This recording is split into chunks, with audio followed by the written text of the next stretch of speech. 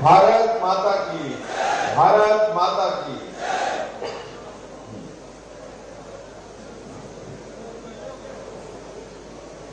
आज के इस कार्यक्रम में तो पूरा गर्मी से जो है वो इलाके ही गर्म है, तो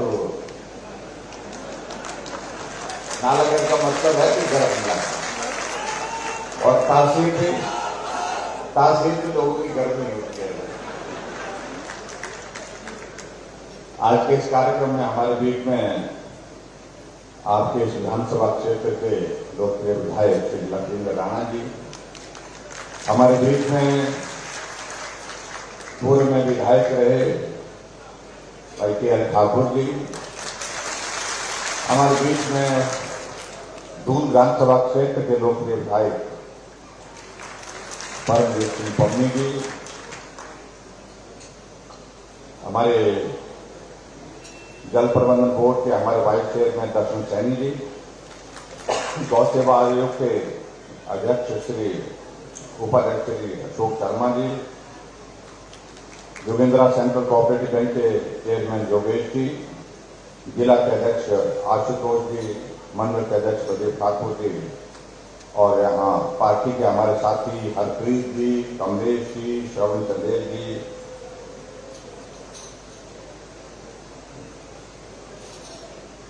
और यहाँ उपस्थित सभी हमारे अधिकारी जिनमें CO PBMDA रीटा वर्मा जी, डिप्टी कमिश्नर कृतिका जी, SP पति मोहित चावला जी, और अन्य विभागों के सभी अधिकारीगण, यहाँ उपस्थित सभी भाइयों बहनों, नौजवान साथियों और पत्रकार मित्रों,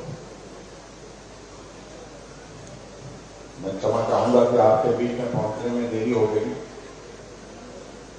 हम सुबह से दिल्ली से चले हैं, दिल्ली से चौपाल पहुंचे, चौपाल के बाद बारिश का मौसम भी रहा, उसके बाद यहाँ सबके बीच में यहाँ पहुंचे। लेकिन बहुत गर्मी होने के बावजूद, गर्म माहौल के बावजूद भी आप लोग यहाँ से शांति से बैठे हैं, आप सबका बहुत बहुत धन्यवाद।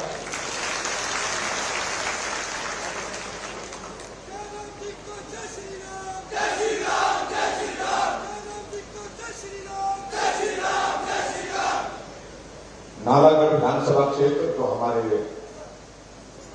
बिल्कुल बॉर्डर के साथ लगता है, दूसरे राज्य के साथ। नालागढ़ के बाद हिमाचल, और हिमाचल के फिर हमारे सारे इलाके, तो एक तरह का हमारा ये प्रवेश द्वार, और प्रवेश द्वार के सभी हमारे साथी यहाँ जो बैठे हैं, मैं आप सबको बहुत बहुत बधाई देता हूं कि नालागढ़ का ये क्षेत्र और इस क्षेत्र के विकास के लिए सदैव आप हमको मिलते रहे, बात करते रहे, मांग करते रहे, और हम भी आपके बीच में आते रहे, आपकी बात को सुनते रहे, और सुनते ही नहीं मानते भी रहे। और आज इसलिए अगर मैं नालागढ़ में यहाँ फिर आया हूं तो मैं यहाँ देख रहा हूं कि अभी हम मेरी दाई तरफ कैमरे करके यहाँ बाई तरफ बाई तरफ यहाँ पर शिला पट्टिकाएं अपना इंतजार कर रही है पर्दा उठने का। 15 उद्घाटन और 4 शिलान्यास के कार्यक्रम यहाँ पर आज के दिन यहाँ पर होने वाले हैं, और जिनमें कुल मिलाकर के 87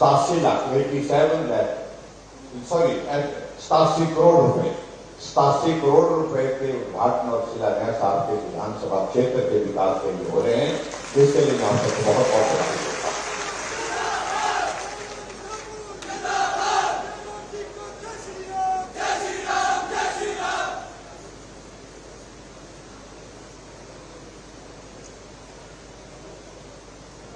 आजकल हम पूरे हिमाचल प्रदेश में सभी जगह जा रहे हैं,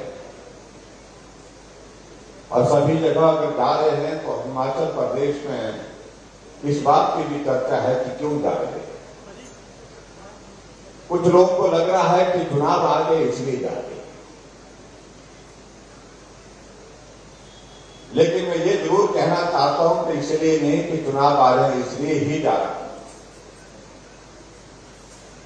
मैं हिमाचल प्रदेश के लोगों का आभार करने के लिए हर विधानसभा क्षेत्र में जा रहा हूं, क्योंकि हिमाचल प्रदेश के गठन के 75 वर्ष पूरे हुए हैं, और 75 वर्ष के इस कालखंड में हिमाचल ने बहुत तरक्की की है। हर क्षेत्र में हिमाचल आगे बढ़ा है, कठिन परिस्थितियों के बावजूद भी। हम अपने नेताओं का मंच पर से स्वागत करते हैं, उनका धन्यवाद करते हैं। मेरी पार्टी का नेता होता है तो मैं कहता हूं कि इन्होंने विकास किया, दूसरी पार्टी का नेता होते हैं वो कहते हैं कि इन्होंने विकास ज्यादा किया। लेकिन मैं उस विवाद में जाना नहीं चाह रहा हूं। सबने काम किया, जिसको भी नेतृत्व करने का हिमाचल प्रदेश में अवसर मिला, मुझसे पहले 5 मुख्यमंत्री हिमाचल प्रदेश में रहे, सबने काम किया और उन सबका धन्यवाद करता हूं।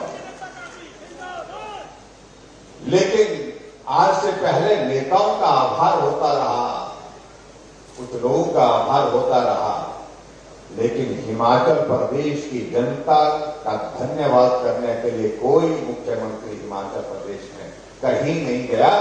हम इस काम के लिए निकले हैं। अगर हिमाचल यहां पहुंचा है 75 वर्ष की इस यात्रा के बाद, तो हिमाचल के मेहनतकश लोगों का ये हिस्सा बनता है, उनका अधिकार बनता है, क्योंकि मेहनत जमीनी स्तर पर उन लोगों ने की है। इसलिए उनका धन्यवाद करने के लिए हम आज नालागढ़ में आए।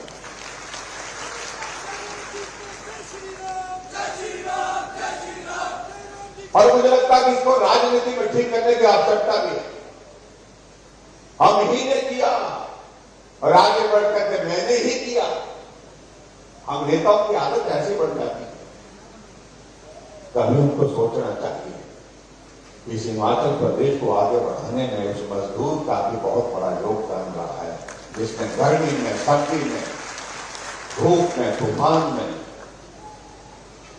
अपने पसीने से लथपथ होकर के भी प्रदेश के विकास में योगदान दिया।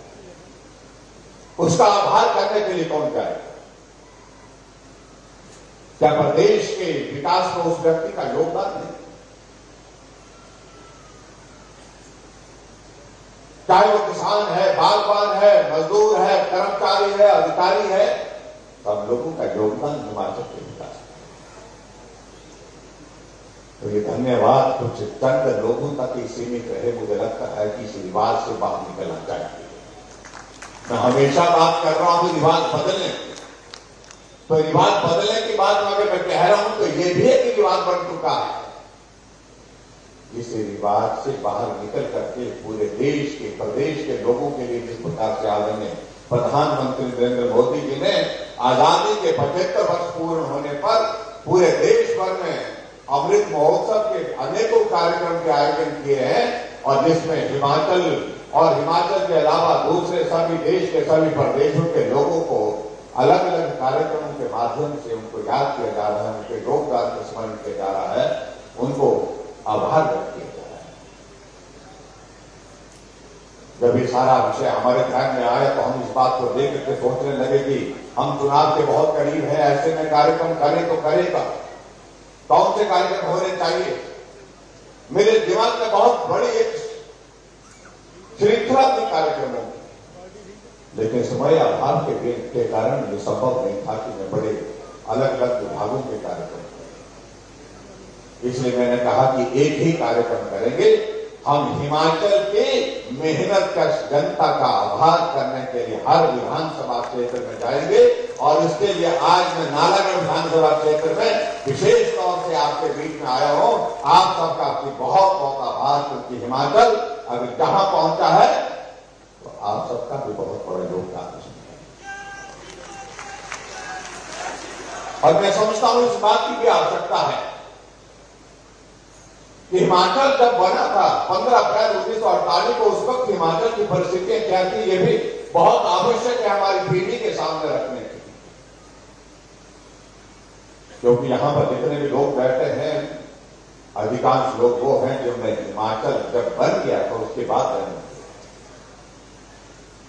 इसलिए हम सब का ये दायित्व बनता है कि हम हिमाचल को समझे, जाने, कहां से शुरू हुए, जाने कहां पहुंचे। मैंने एक कार्यक्रम में इस तरह से खुले कार्यक्रम में लोगों से पूछा कि मैं आपसे जानकारी चाह रहा हूं, क्या आप बता सकते हैं कि हिमाचल प्रदेश जब बना था 15 अप्रैल 1948 को, उस वक्त हिमाचल प्रदेश में कितने जिले थे? कोई भीड़ भरे उस पंडाल से उठने की स्थिति में नहीं हो पाया, क्योंकि किसी ने याद रखने की जरूरत ही महसूस नहीं की। भाई और बहनों, ये बहुत आवश्यक है, इतिहास नहीं भूलना चाहिए। हम कहीं भी पहुंच जाए तरक्की करते हुए, विकास करते हुए, लेकिन अपने अतीत को नहीं भूलना चाहिए। जब हिमाचल बना था उस वक्त मात्र 4 जिले थे, और आज की जानकारी सबको कि आज हिमाचल प्रदेश में 12 जिले। जब हिमाचल बना था उस वक्त हिमाचल की पॉपुलेशन, आबादी जो है वो 11 लाख थी। आज हिमाचल की पॉपुलेशन जो है 72 लाख से ऊपर है। जब हिमाचल बना था उस वक्त हिमाचल की साक्षरता दर 4.8% थी, और आज हिमाचल प्रदेश की साक्षरता दर पूरे देश में केरल के बराबर है, और केरल से आगे भी हो सकती है। अगर सारे सर्वेक्षण की अगर हम बात करें तो उससे आगे भी हो सकती है, जो 90% से भी आगे। जब हिमाचल बना तो उस वक्त हिमाचल प्रदेश में 228 किलोमीटर सड़क थी। आज हिमाचल प्रदेश में 39,500 किलोमीटर सड़क है। ये इतिहास है। मैं चंबल से, जहां से विंध्य के मेले में जाकर के इस कार्यक्रम की शुरुआत करने के लिए गया था, वहां सामने प्रदर्शनी लगी, यहां भी प्रदर्शनी लगी है। मेरा आप सबसे विनम्र आग्रह है कि प्रदर्शनी देख करके जाए। हिमाचल तब और हिमाचल अब, इसको देखने की आवश्यकता है। और उसमें आप देखेंगे कि जब हिमाचल 1948 से पहले की तस्वीरें, चंबा के पांगी घाटी में एक नदी को पार करने के लिए लोगों ने घास की रस्सी बना करके पुल बनाया हो, तो उस पुल के ऊपर से गुजर रहे थे। उसका फोटो अभी तक भी प्रदर्शनी में लगा। पुल नहीं होते थे। रावी नदी को पार करने के लिए भैंस की खाल में हवा भर के उसको फुला दिया जाता था, और उसका सहारा लेकर के उस नदी को पार किया जाता था। अगर कहीं वो हाथ से टूट गया तो नदी में ही समाहित हो जाते थे। ये दौर था। अब कल्पना कर सकते हैं उस वक्त के जीवन में। लेकिन आज हिमाचल प्रदेश में हम आगे बढ़े, कठिन भौगोलिक परिस्थितियां, लेकिन उसके बावजूद भी हमारे क्षेत्र में आगे बढ़े। इसलिए भाइयों बहनों, ये सारी बातों को मुझे लगता है कि जानने की आवश्यकता है, पहचानने की आवश्यकता है। आप सबके आशीर्वाद से मुझे हिमाचल प्रदेश में 5 साल का कार्यकाल पूरा होने लगा, और मुझे आप सबका आभार व्यक्त करना है कि आप सबने बहुत बड़ा सहयोग दिया है, साथ दिया, आगे बढ़ने के लिए हौसला दिया, क्योंकि मेरे लिए नया काम था। मैं हिमाचल की विधानसभा के अंदर पिछले 25 वर्षों से सत्ता भी देखी, विपक्ष भी देखा, लेकिन इस दायित्व पर काम करने का मेरा पहला अवसर था। लेकिन मैं इस बात को लेकर के कई बार थोड़ा सा मुझे अफसोस जरूर होता है कि कहने के लिए हम 5 वर्ष कहते हैं कि सही मायने में काम करने का अवसर तो 3 वर्ष मिला, 2 वर्ष तो कोविड के नाम पर। और इसलिए एक दौर तो ऐसा बनता है हमारे लिए भी, हम भी कोविड के बिना काम कर सके, उसके लिए आशीर्वाद। हमारे साथी आजकल बहुत परेशान, और बहुत परेशान होने की वजह यह है कि आजकल मुख्यमंत्री जा रहे हैं, तंबू लगा रहे हैं, बड़े बड़े तंबू लगा रहे हैं। मैंने कहा भी हम तो जा रहे हैं, जहां तक मैंने कहा तुम लोग तंबू की बात कर रहे हैं, हमारा तंबू तो दिल्ली में भी गड़ा हुआ है, हमारा तंबू तो प्रदेश में भी गड़ा हुआ है। और ये तंबू नहीं उखड़ने वाला 25 साल तक देश में भी और प्रदेश में भी। अब हम इसमें क्या करेंगे? उनका तंबू उखड़ के हम क्या करेंगे? कई बार बहुत भी दिक्कत लगता है। अभी राणा जी भी हमारी पार्टी का है, मैं इनका भी स्वागत करता हूं, इनके सब साथियों का भी स्वागत करता हूं। भाई एक परिस्थिति ऐसी है पूरे देश भर में, कांग्रेस पार्टी के नेता ने महंगाई पर प्रदर्शन किया दिल्ली में, और महंगाई पर प्रदर्शन करते करते इनके राष्ट्रीय अध्यक्ष महोदय भी मंच पर आकर के भाषण देने लगे और आटे को लीटर के हिसाब से सच्चे है राणा जी, वो वहां क्या करेंगे जहां आटा भी लीटर के हिसाब से दिया जा रहा है, तो उस पार्टी में आप अंदाजा लगाओ कि क्या चल रहा है। और एक तरफ उनकी यात्रा चल रही है भारत जोड़ो, और दूसरी तरफ कांग्रेस में दौड़ चला है कांग्रेस छोड़ो। 9 विधायक गोवा में कांग्रेस पार्टी छोड़ करके भारतीय जनता पार्टी में शामिल हो गए, अब वापस आ जाएंगे। गुलाम नबी आजाद ने कहा कि मैं 1970 में कांग्रेस पार्टी में शामिल हुआ, कांग्रेस पार्टी का कार्यकर्ता बना था, और इतने लंबे अरसे के बाद आज मेरे अफसोस के साथ जिस तरह की कांग्रेस वो थी वो रही नहीं, इसलिए हम भी यहां पर रहना नहीं चाहते, आजाद हो गए। हमारे हिमाचल प्रदेश में भी कांग्रेस के वर्किंग प्रेसिडेंट पवन यादव भारतीय जनता पार्टी में आ गए, लक्ष्मीधर राणा पार्टी की वाइस प्रेसिडेंट, वो भी हमारी पार्टी में आ गए, और ऐसे अभी और भी हैं जो आने वाले समय में आएंगे। जोर से नहीं बोलूंगी, धीरे धीरे बोलता, पत्रकार सुन लेंगे नहीं।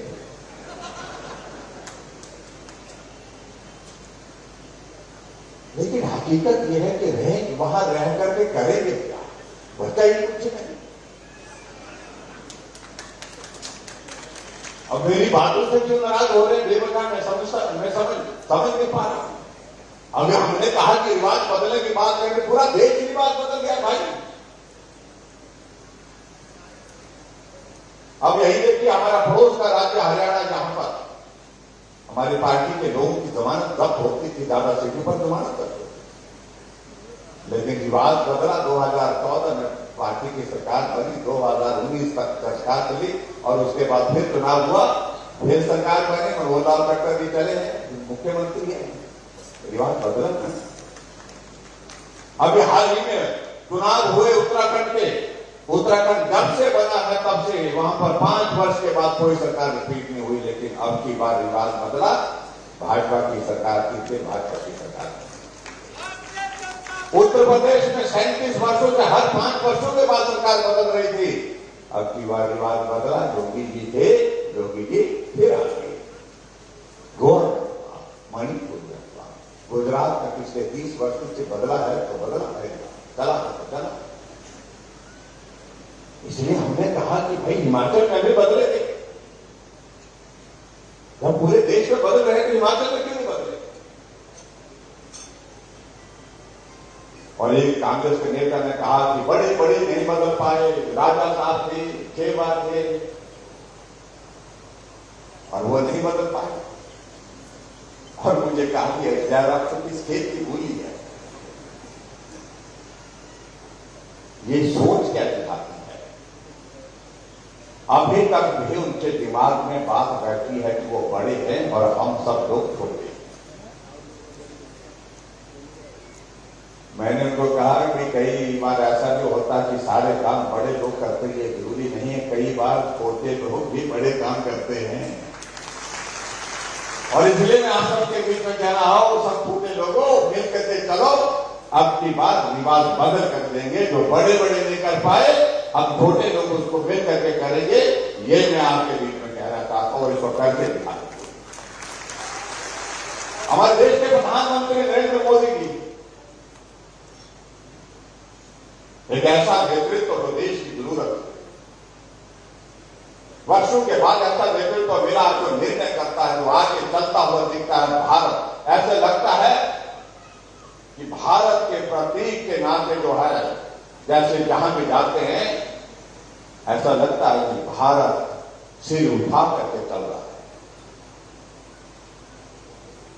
और हिमाचल के साथ उनका संबंध किस प्रकार का है आप देख सकते हैं।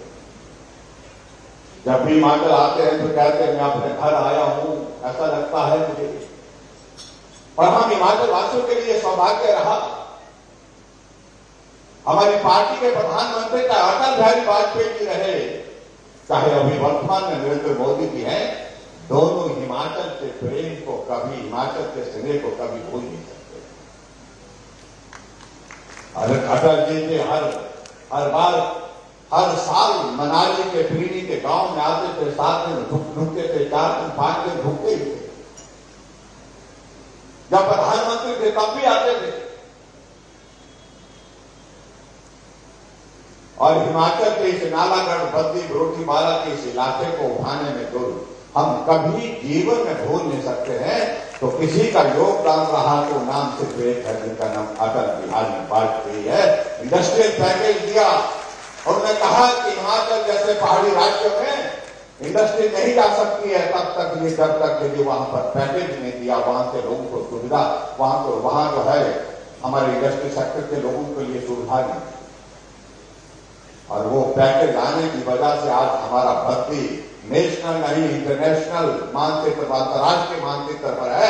हम एशिया के नंबर 1 फार्मा हब के रूप में जाने जाते हैं बद्दी।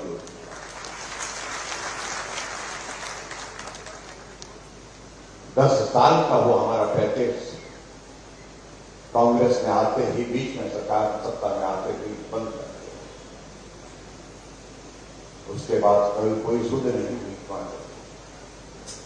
और अभी नरेंद्र भाई मोदी जी हैं, अगर हिमाचल प्रदेश के लिए दूसरा कोई इंडस्ट्रियल सेक्टर में काम करने की एक संभावना बनी, तो नरेंद्र भाई मोदी जी के आशीर्वाद से बनी मेडिकल डिवाइस का पार्क लगभग 500 करोड़ की लागत से जहां पर नालागढ़ में लगने वाला है, उसकी सारी औपचारिकताएं पूरी हो गई, टेंडर की प्रोसेस हो गई।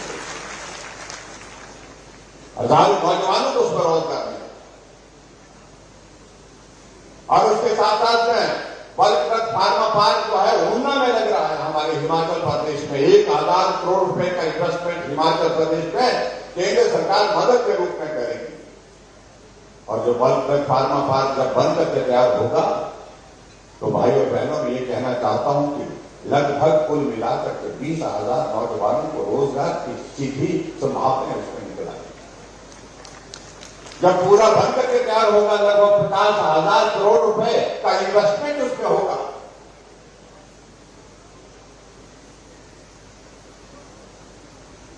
लेकिन कई बार हमें विचित्र लगता है, कांग्रेस के लोग बोलते थे मोदी जी आए लेकिन दिया कुछ नहीं, बिना आए सब कुछ दे करके चले गए। और मोदी जी ऐसे नहीं है तो मंच पर आकर के वो घोषणा करने वाले नहीं। जहां की जो जरूरत है वो जहां उन जब भी लगता है उसी तरह से उसको पूरा करते हैं। और यहां हिमाचल में 5 वर्ष के इस कार्यकाल में भाइयों बहनों हमने जो काम किया, हमने गरीब लोगों के लिए सेवा करने की कोशिश की है।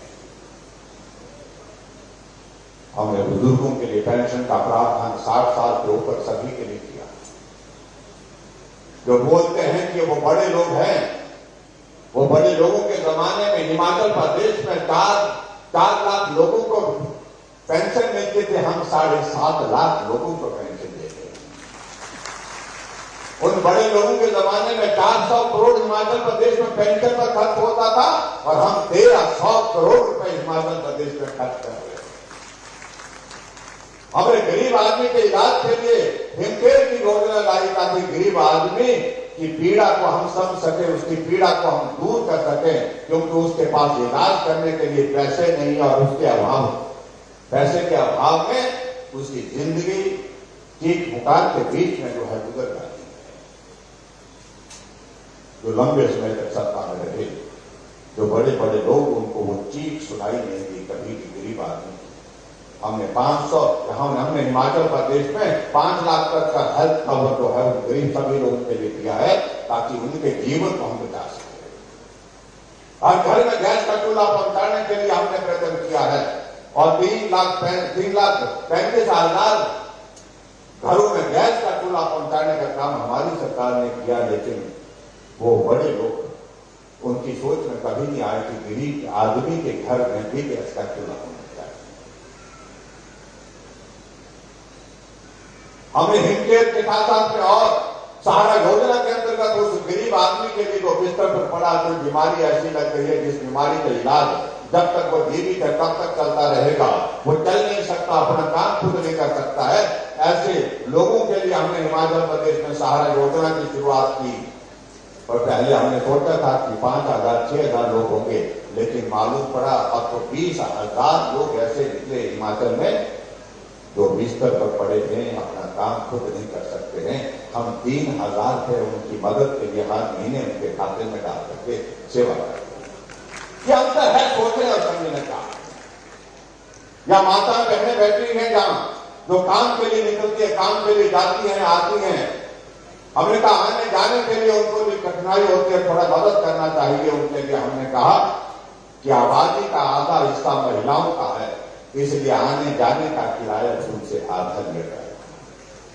हमने करके दिखाया। और कांग्रेस वाले बोलते हैं जब हम आएंगे तो हम ये करेंगे, गारंटी दे रहे हैं, जिनकी अपनी गारंटी है नहीं वो गारंटी दे रहे हैं। और हमने सिर्फ को करके दिखाया। हमने हिमाचल प्रदेश में हर एक गरीब आदमी के लिए, जो मध्यम वर्ग का आदमी है, उनसे बिजली के किराए में कैसे मदद हो सकती है, उसके लिए 125 यूनिट हमने जीरो बिल के साथ दिए। और आपने देखा हो कि जुलाई महीने का बिल आया तो कितना आया, जीरो बिल आया। लेकिन कांग्रेस वालों को ऐसा लगा, पहले तो हमको कहते रहे कि मुफ्त बोर बना दिया, और अब घोषणा कर रहे हैं, गारंटी दे रहे हैं, हम आएंगे तो हम आपको 300 यूनिट फ्री देंगे। आएंगे तो ना, जब आने देंगे तो ना, जब आने ही नहीं देंगे तो क्या करें भाई? कोई गुंजाइश नहीं। और गुंजाइश छोड़नी भी, ये सारी बातें बहुत लंबी जाएंगी, इन बातों को लेकर के मैं बात करता रहूं तो शाम हो जाएगी। आप लोग काफी देर से बैठे हैं और मैं इस बात को देख रहा हूं, बहुत कुछ किया यहां नालागढ़ में, और आपके इस क्षेत्र के विकास के लिए हमारी जिम्मेवारी क्या, हमने इस बात को हमेशा कहा। और आज भी मैं इस बात को कह रहा हूं, 2-3 मुद्दों को लेकर के आप लोगों ने यहां पर बात की है। एक विषय जो हमारा ट्रक यूनियन का विषय है, जो मदद उसमें कर सकते हैं, जो रास्ता उसमें निकाल सकते हैं, निकालने की कोशिश कर रहे हैं।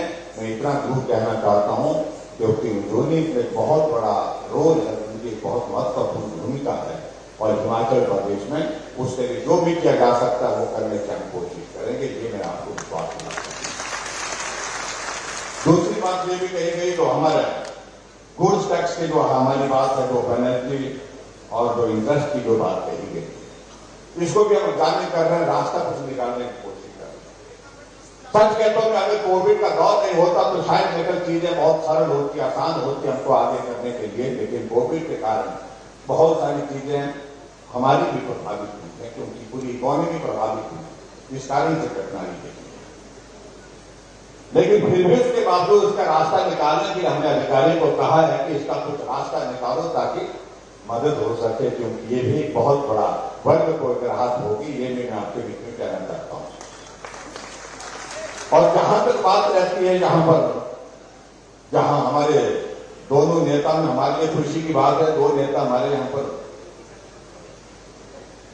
एक मंच पर हैं, इसलिए एक ताली को बजानी चाहिए सबको, और मिलकर के चलेंगे, इकट्ठा होकर के चलेंगे, सब भारतीय जनता पार्टी के लिए काम करेंगे, नरेंद्र भाई मोदी जी को मजबूत करने के लिए काम करेंगे। ये हम सब लोगों की ओर से एक उम्मीद भी है दोनों नेताओं से, और दोनों नेता इसमें मिलकर के काम करें। कैसे करें, रास्ते निकलते हैं। और मैं ये भी कहना चाह रहा हूं, स्वाभाविक रूप से दोनों नेता इस विधानसभा क्षेत्र के अंतर्गत जो है लोगों की समस्याओं के लिए समर्पित होकर के जिस प्रकार से काम कर रहे हैं, तो हम दोनों के प्रति सम्मान का पूरा ख्याल रखेंगे। ये इसको हम पार्टी के स्तर पर हम सोचेंगे, जो भी निर्णय होगा उस निर्णय के साथ सबको मिलकर चलना है। और ये मैं जरूर कहना चाहता हूं, ये नालागढ़ अब ये दो होने के बावजूद भी नहीं आए ना, तो फिर मैं आपको कहूं कि फिर मैं नाराज हो जाऊंगा, सख्त नाराज हो जाऊंगा। और नेताओं को सम्मान स्थान पर रखना ये हमारे जिम्मे, इसकी चिंता आप करेंगे, हम करेंगे। वहां यहां जो बात कही भाई, हमने बहुत सारी चीजें यहां पर कह दी, लेकिन फिर भी उसके बावजूद कुछ बातें यहां कही गई। मैं एक घोषणा के लिए मैं समझता हूं कि जाना उसमें कठिन हो जाएगा।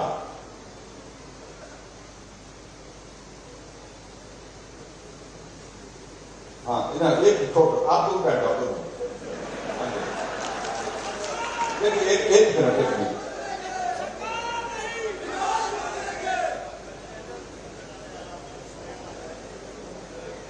ये दोनों अलग अलग है ना, दूर दूर है क्या? कितने? हाँ जी, देखिए ऐसा करेंगे, मैं ऐसे कर लेता हूं। ये दोनों की दोनों लिस्टें मैं अपने साथ लेके जा रहा हूं और दोनों के साथ बैठक कर रहे हैं। और मैं दोनों जो है बैठ करके हम तीनों बैठेंगे, मैं भी बैठूंगा साथ में, तो मुझे बैठना पड़ेगा और तीनों बैठेंगे। जो इसमें किया जा सकता है वो निश्चित रूप से करेंगे और जल्दी करेंगे, ये मैं आपको विश्वास लाता हूं। और मैं इस बात को लेकर के एक चीज में जाना नहीं चाह रहा हूं। अब ये हमारे तीसरे भी आ गए हैं। अब इनको यह है कि ये इलाका इनका नहीं है, लेकिन इनके इलाके का कोई मसला, क्या मसला है? अब मैं तीनों के साथ बैठना पड़ेगा। ये बातें कही है ना, तीनों के साथ बैठेंगे, इसके हम समाधान निकालेंगे। हमने आज भी हम चौपाल में भी गए, थोड़ी लंबी सूची दे दी विधायक मोदी जी ने वहां पर। हमने कहा कि इतनी बड़ी सूची भाई संभव नहीं है, आपको मांगने की बारी मेरी है, आपकी नहीं है। इसलिए हमने कहा कि अब हमको आप आशीर्वाद दीजिए ताकि आने वाले समय में रिवाज बदल करके फिर आपके बीच में आए, फिर आप जो बोलेंगे वो करेंगे। तो इसलिए ये भी कही है, इन्होंने भी जो बात कही है दो तीन चीजों को लेकर के, वो भी हम बैठ करके बात करेंगे। लेकिन मेरा आप सबसे निवेदन है भाई, कि भाई अब हमको हर हालत में ये नालागढ़ तो चाहिए। दून तो चल ही रहा है साथ में, लेकिन ये भी साथ में चाहिए और पूरा सोलन साथ चाहिए। और यहाँ का इलाके का जो मैसेज संदेश जो है पूरे हिमाचल प्रदेश में जाता है, क्योंकि बनने का इलाका है। और बनना ही बोलते हैं ना, बनना मतलब बाउंड्री। अब बाउंड्री से जो है वो बिल्कुल एक कोने से दूसरे कोने तक आवाज जानी चाहिए। और मैं यही बात कहूंगा, नालागढ़ से लेकर के किन्नौर तक, भरमौर तक जो है पूरे हिमाचल प्रदेश में अब की बार रिवाज बदल करके छोड़ेंगे और आदरणीय मोदी जी को मजबूत करके हिमाचल प्रदेश में सत्ता भारतीय जनता पार्टी की फिर से स्थापित करेंगे। और उनके आशीर्वाद से फिर हिमाचल प्रदेश को विकास की दिशा में आगे बढ़ाने में हम सब लोग काम करेंगे। आज के इस कार्यक्रम में एक निवेदन और करना चाहता हूं। 24 तारीख को आदरणीय प्रधानमंत्री जी मंडी आ रहे हैं और जितने भी नौजवान हैं, नौजवान का मतलब ये नहीं है कि भाई जो अपने आप को नौजवान समझते हैं, अब हम भी नौजवान ही मानते हैं अपने आप को, ऐसा नहीं है कि नौजवान तो मानने पर डिपेंड करता है। तो मेरा आप सबसे भी निवेदन है कि भाई हमने यूथ रैली रखी है, इस बात की ऐतिहासिक रैली मंडी में होने वाली है 24 तारीख को। 24 तारीख को 10 बजे मंडी में पदल के मैदान में आप आइए, आपका स्वागत है, वहां पर आपका स्वागत करेंगे। और मुझे पूरा भरोसा है आप बड़ी संख्या में उसमें पहुंचेंगे। जो हिमाचल प्रदेश में यात्रा निकाल रहे हैं बेरोजगारों की, जो हिमाचल प्रदेश में यात्रा कर रहे हैं नौजवानों के लिए, जिन लोगों को 50 वर्ष तक सत्ता में रहने का अवसर प्राप्त हुआ, वो लोग कह रहे हैं कि नौजवानों को रोजगार की संभावना नहीं, वो बेरोजगारी की बातें कर रहे हैं। अगर आज हिमाचल प्रदेश में अगर बेरोजगारी सबसे ज्यादा रही है, तो उसमें उन लोगों का योगदान सबसे ज्यादा जो लंबे समय तक सत्ता में रहे हैं। तो इसलिए मैं इससे ज्यादा कुछ नहीं कहना चाहता हूं भाई और बहनों। मैं आप सबको सादर आमंत्रित करता हूं, आप सब मंडी आइए और मंडी आकर के हम सब लोग जो है आदरणीय प्रधानमंत्री जी का जहां अभिनंदन करेंगे, स्वागत करेंगे, वहां पूरी ऊर्जा के साथ नौजवान वहां पर उस मंडी के मैदान में गरजेंगे और हिमाचल प्रदेश में एक आवाज होगी कि अब की बार रिवाज बदल करके छोड़ेंगे, अब की बार रिवाज बदलेंगे। इस संदेश के साथ हम वहां से उस दिन कार्यक्रम को पूरा करेंगे। इतनी बात कहते हुए आज के इस कार्यक्रम में आप बड़ी संख्या में यहाँ पर पहुंचे, आप सबका बहुत बहुत धन्यवाद।